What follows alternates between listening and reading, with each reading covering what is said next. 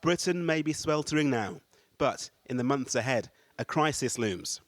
When temperatures drop and our energy use rises, consumers are set to feel the squeeze like never before.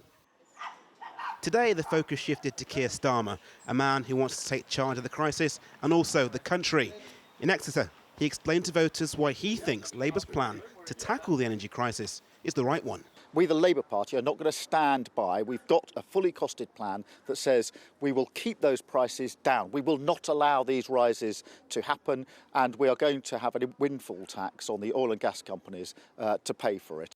Keir Starmer wants to freeze the energy price cap at the current level. That's almost £2,000.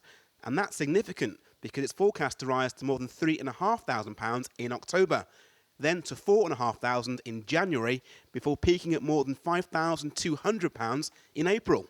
Genuinely. So with this proposed price cap, we wouldn't see bigger energy bills this winter. But there would be one huge bill for the government to meet. That's almost £30 billion. So do their plans stack up?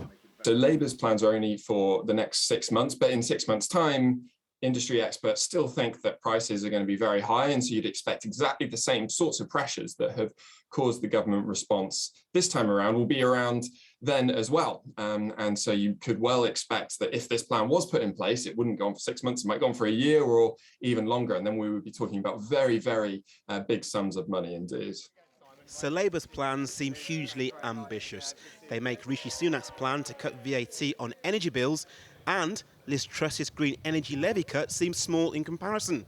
But backers of Liz Truss today dismissed Keir Starmer's plans. It's not actually that simple. It's something that is going to cost roughly what furlough costs. He's only outlining it for 6 months. This is a challenge we need to deal with for far more than 6 months. What he's seeing is the luxury of being in opposition without actually having to do something that's going to make a difference to people's lives. Campaigners are keen to stress the cost of living crisis is about more than energy bills.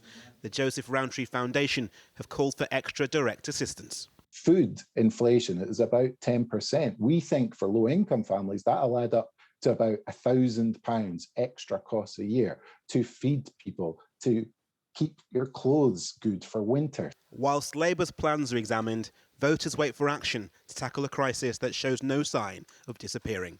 Warren Nettleford, 5 News.